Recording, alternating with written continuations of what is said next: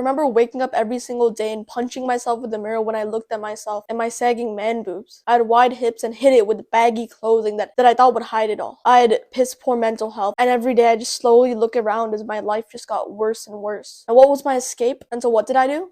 I played video games, of course. Every single day, 8 hours a day, 10 hours a day. I was the true Discord mod of the friend group. I would play video games and I'd level up and destroy people in Minecraft, Bed Wars, and Roblox. I'd be playing every single day and leveling up, earning glory, getting respect from my friend group. And over time, it just became pretty much my identity. I'd wake up and play the video games and level up and get better and grind and start working on this new skill in the game. But then where did that leave my life? I was fat, I was lazy, and I didn't do any of the work. I was okay at math, but all my other subjects were pretty much falling off completely. My social life was just a bunch of other video game friends who would fat shame me whenever I'd play sports or anything with them. I was constantly fat shamed in class, and there was even one point where we'd be playing Kahoot, and my friends would put my name as Atharvis Fat. Think about that real quick. I was like level 99 in the video game. I had all the prestige, everything. And in real life, I was like a level 1 crook or loser. I was pretty much the classic depressed gamer of this generation. But then I got into self-improvement. I started working on my mental health and my life in general. And guess what? I lost 20 pounds. I got into the gym and I have made some lasting friendships with people who actually liked me, not just in the video game, but in real life. I treat life like my video game now, and I'm leveling up every single day, earning respect from my friends, cultivating new skills, and studying and growing as a person, working on my mental health and physique. These are all things that you can do too as a teen, but we don't do it because video games, because these huge skinny neck engineers from these video game companies have addicted us to their service, and now we can't focus in class, and now we don't feel like studying. I genuinely think that video games are probably the most evil invention of this generation, because now it's so easy to be satisfied with life. 50 years ago, the only thing that you could focus on was your physique, your social skills, and when you would make money, when we're 18 or 19. Nowadays, we don't even think ahead 4 months in the future. We play the video games and level up when our life suffers. And because our life suffers, we keep on playing video games. It's a whole scheme by these engineers to make you fat, make you lazy, make you not want to do the hard work. So they draw you back into their addicting video game, and then they slowly tear apart your future. Because think about it. If there's two alternating realities. There's the Discord mod in the corner who plays video games 12 hours a day. He keeps going for years and years, 15, 16, 17 years old. You keep going. You don't even develop any of the good habits. You slowly add more fat to your body while your video games pat you on the back for that new level up and that new weapon that you've just got. And then think there's the Chad in the corner who, instead of doing all that as a teen, worked on himself and improved his future odds. He worked on highly valuable skills and leveled up not in a video game, but in real life. It's more difficult, but the rewards are higher. And when he's 25, where do you think each of these guys are going to match up? Of course, this guy's going to be higher. And he's not going to regret not playing 20 hours of video games every single other day. And he's not going to regret playing 6 hours of video games a day, because look where he is now. You might have these objections like, oh, I thought video games actually improve my hand-eye coordination and my social skills, and it's actually productive because I'm leveling up new skills. You're coping. In every single way.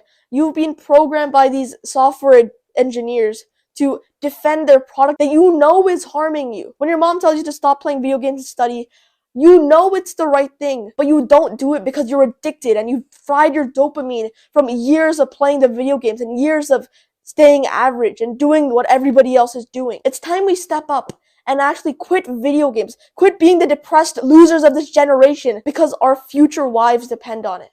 In 10 years, maybe not right now, you might see even the popular kids are playing video games, but in 10 years, there will be the great filter of the generation.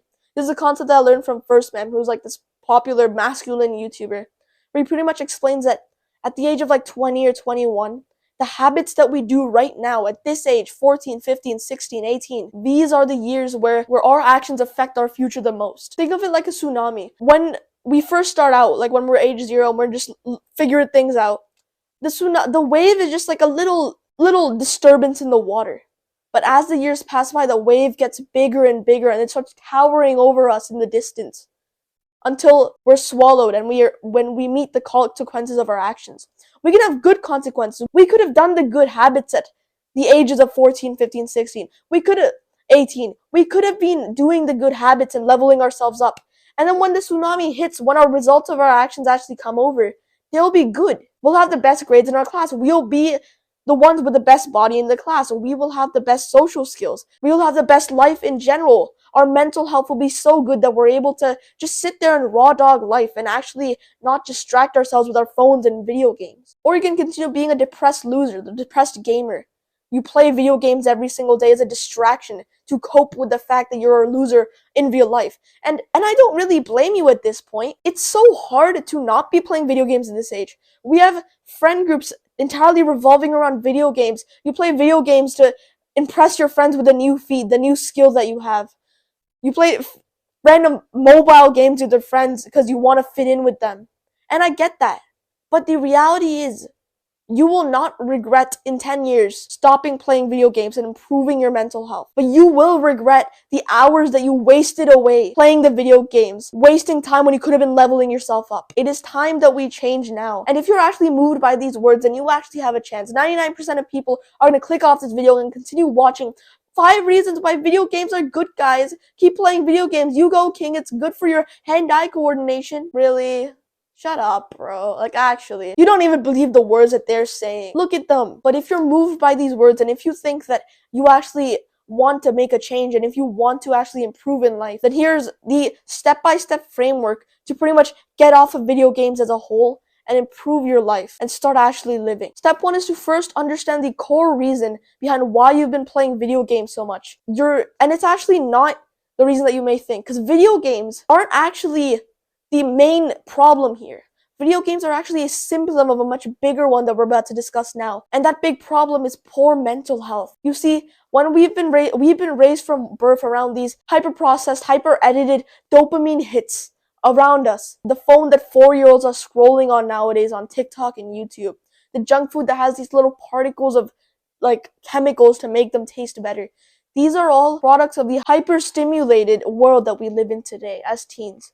We are pretty much the guinea pigs, if you think about it, to these scientists and these corporations that have been slowly damning this future and lowering our testosterone and making us less worthy in real life. Our mental health, our dopamine levels, and our mental health as a whole has been completely fried by all of these different weird substances out there, new age substances and drugs out. And it honestly upsets me that we've been raised by like this, because we are in the most privileged generation ever. We live in safe countries with roofs over our heads. We live with food on the table. We live with all of these, yet we're still depressed. We're still killing ourselves more than ever. And it's because we've been funneled to act like everybody else, like sheep in the school system, to fit in with everybody, to do what everybody else is doing. And what's everybody else doing? They're playing video games, they're vaping, they're doing drugs even at grade 8, they're gossiping, they're eating the junk food, they're not doing any of the good habits. And through this sort of mindfuck of the social system and through all this dopamine that we've been exposed to for years and years and all the overstimulation, our mental health is pretty much being destroyed. The 10 years of video games and overstimulation has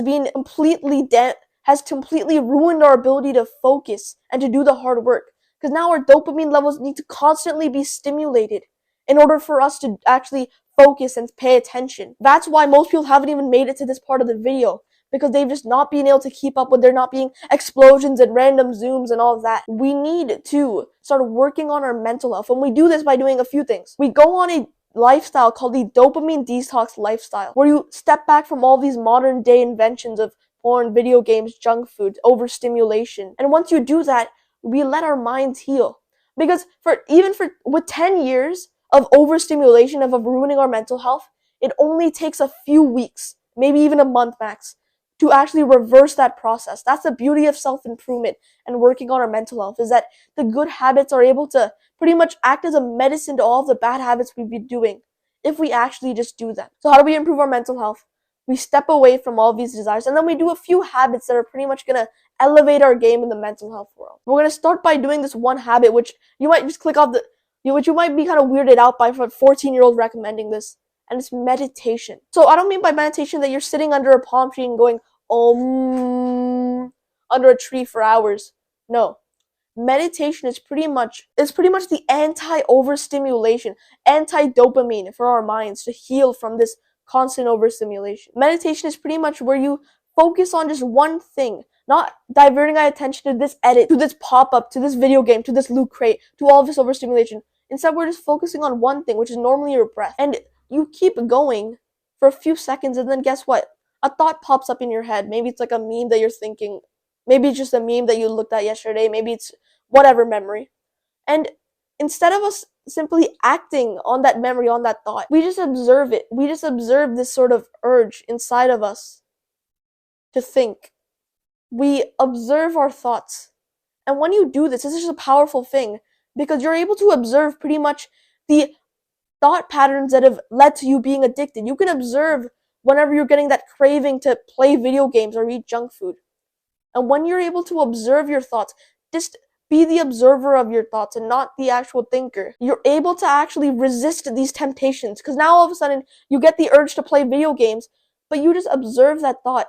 You're like, it's like if you're zooming out into third person and you're just observing that thought and just letting it take its course and then slowly disappear. Meditation is pretty much the anti-dopamine, the anti-overstimulation. And it is genuinely what has changed my life. And it's now the reason that I'm able to lose 20 pounds and quit video games and actually start improving and leveling up skills at this age. So again, the process is simply observe the thought that enters your mind after a few seconds and then let it go. Come back to your breath, shift your focus back. And slowly as you do this, you pretty much level up the skill of being able to observe the thought and then quickly go back to your breath. And as you keep on leveling up, it's like a dumbbell curl for your mind. As you do this for weeks and weeks, you'll start to see an improvement in your mindset, in your ability to focus, and your ability to especially resist all these pleasures around us. So take my word for it. Start meditating and go on a dopamine detox lifestyle. And I guarantee you, within the next few weeks, you'll suddenly start having the motivation to do the hard work in front of you. Because right now, if I told you to go and study some math or study for the next upcoming quiz, you'd have this sort of feeling of just like not wanting to do it. And the reason is because you've been overstimulated for so long and you've been frying your dopamine and you've been destroying your mental health so that you can't actually do the work. When you start doing the good habits, all of a sudden you're pretty much healing all the damage that you've done for years with video games, with scrolling, with fapping, all these things. And once you start doing that, you'll actually have the motivation to do the good hard tasks. And that's when life suddenly gets so much better. Your friends will probably laugh at you if like you told them, oh, I'm gonna go meditate and start improving my mental health. Because it's honestly such a almost joke nowadays that they talk about mental health in school. Like, oh, you should, instead of playing video games, go for a walk outside. That advice doesn't work because you need to work from the ground up. We can't simply just snap our fingers and heal ourselves. It takes a few weeks of practice, of meditating, of going on the dopamine-free lifestyle for a few weeks. And it's going to be tough because your friend group, your entire sort of class, your community as a whole is addicted. It's hooked to these products, the next hit of dopamine. But when we start improving our mental health and improving our life through self-improvement, that's when our life changes. If you want just one takeaway from this video, go on a dopamine detox lifestyle and start doing the good habits for your mental health. I have a full video on dopamine detox where I pretty much go in depth about how to actually go about it and step by step from how to disconnect from your friend group for a while and how to change your whole identity so that you can actually start living again and stop playing video games. And if you do all of the things I've said in this video, your life will change for the better. Because it only takes a few days, weeks. It only takes a few weeks to heal an addiction for the past few years. That's all it takes. Within the next year, you will not look back. You will not be playing video games. You will be so much farther ahead than the little chubby guy in the chair right now. That's the little chubby guy in your seat right now who can barely focus and is ashamed of his body. Go and watch the video on dopamine detox so that you can transcend your life from where it is right now as a teen. Go down and click the subscribe button so that you get more videos just like this posted to your feed. My name's Atharv. See you soon.